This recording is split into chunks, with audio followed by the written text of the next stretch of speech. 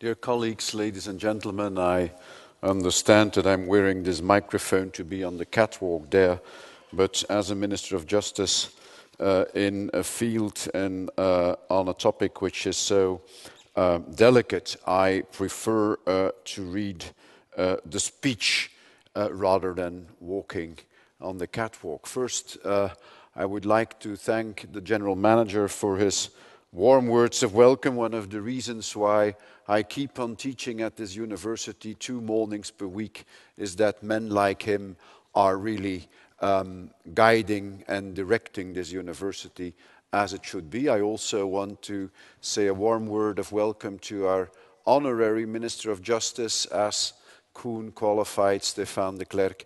Aristotle, ladies and gentlemen, had recourse to a general and somewhat vague concept of God in order to explain the universe. And he called him the first mover.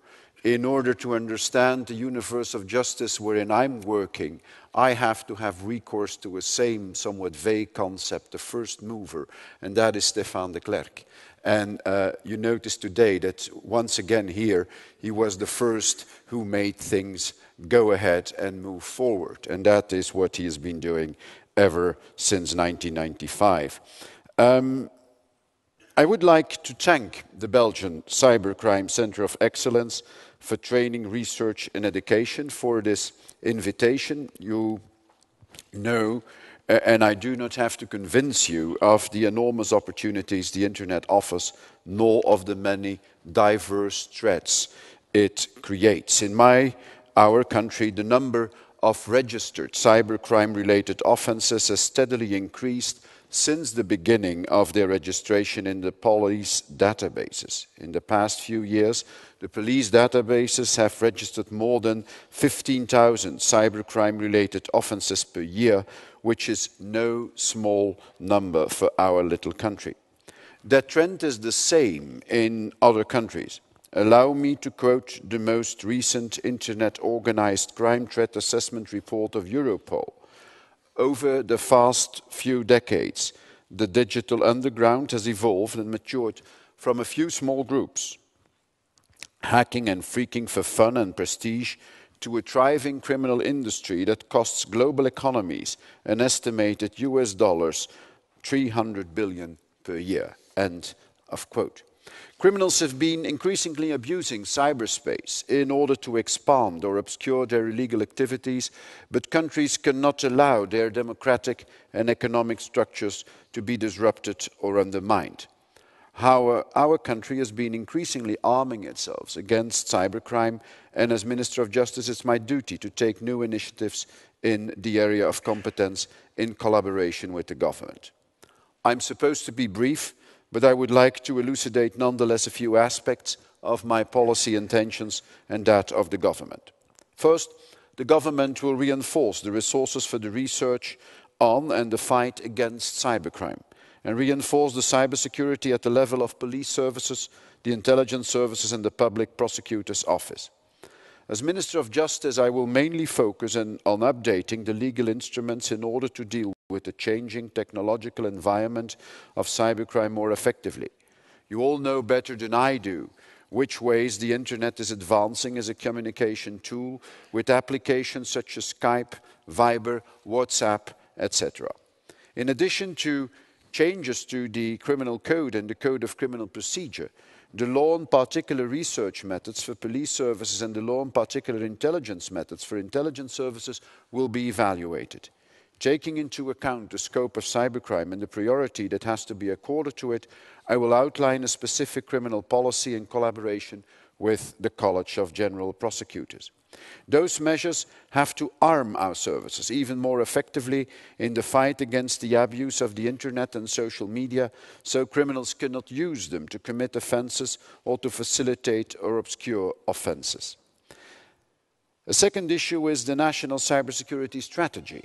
The development of a Belgian strategy is the responsibility of the government. At the end of last year, a Belgian cybersecurity centre has been established as part of the Federal Public Service Chancellery of the Prime Minister. That BCSC falls under the competence of the Prime Minister, and the government will ensure its operational implementation this year. The Centre will be responsible for the development of a cybersecurity strategy for our country, both on the level of information and network security, as on the level of the fight against cybercrime that may or may not be organized. The Cybersecurity Centre will also give policy advice and take initiatives in advising and protecting companies, consumers and public services against cybercrime. As Minister of Justice, I'm actually competent for the repression of cybercrime, but for me, it's just as important that the government continually works on society's awareness of the risks concerning cyberspace. That ensures a larger resistance against such threats to increasingly digital society. After all, prevention is better than cure, and resilience is required for that. The Belgian Cybersecurity Centre will also have a coordinating role, especially in crisis situations in which the critical infrastructure is being threatened or attacked. That coordinating mission is crucial to me because only a collaboration between the public, private and academic sectors will develop sufficient power against the ever-changing phenomenon of cybercrime. The Belgian Cybercrime Centre of Excellence for Training, Research and Education, which organizes this Congress in collaboration with the KU Leuven and the Federal Computer Crime Unit of the Federal Police, has duly recognized the necessity of combined strength. Since 2011, it has been a platform for the coordination and cooperation of all actors involved in the fight against cybercrime in Belgium. The Justice Department is an active member of the BC Centre, together with the Institute for Judicial Education for Judges and members of staff of the Judiciary, the National Institution for Criminalistics and Criminology as Federal Scientific Institution, and the aforementioned Federal Computer Crime Unit. Apart from that cooperation platform, the Justice Department and the police services also take joint initiatives against cybercrime. I refer to the appointment of reference magistrates in the field of computer-related crime within each public prosecutor's office, as well as within the Federal Prosecutor's Office. Another concrete example is the crash course on cybercrime that was launched by the Public Prosecutor's Office and the Police Academy in the province of East Flanders. Nowadays, criminals are almost omnipresent within the virtual world.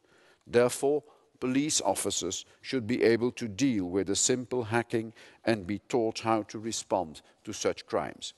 Like the BC Centre, the Belgian Justice Department and the police services do not limit their intense cooperation to the national level.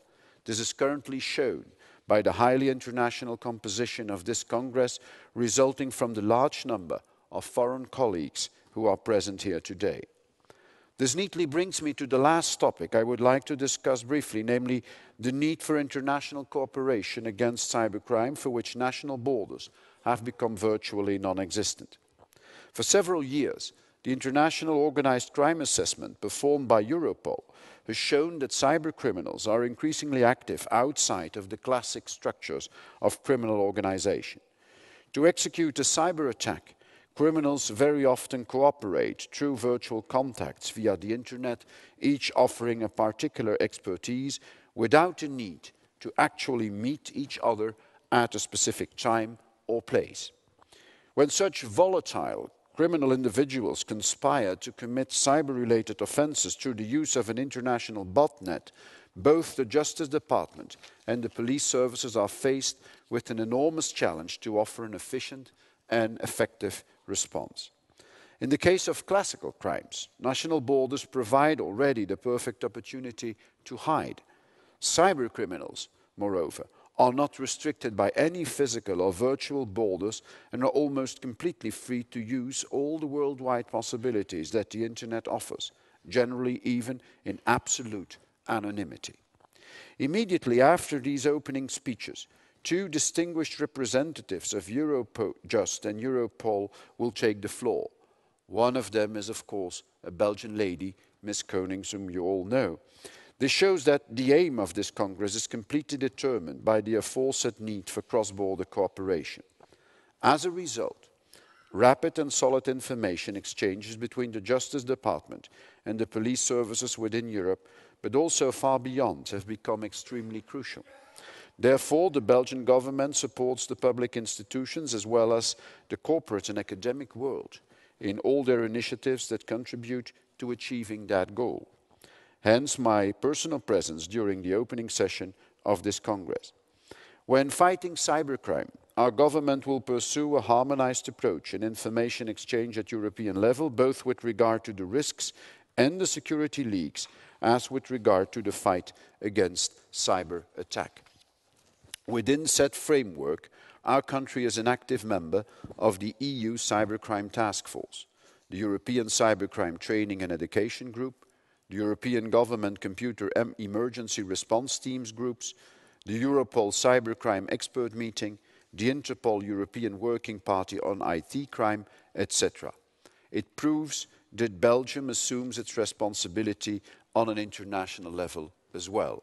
And I would like to say how proud I am as a Minister of Justice that not only Ms. Koen Geens is the President of Eurojust, but that we also have the European Coordinator against Terrorism, Mr. Gilles de Kerchove, who is a Belgian. So we really do perform at the international level with regard to this kind of criminality.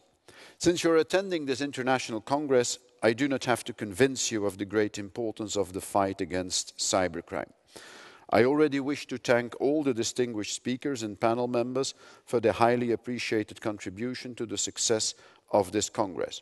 Through their participation, despite their busy professional calendar, they explicitly recognize the importance of a joint and cross-border approach towards cybercrime.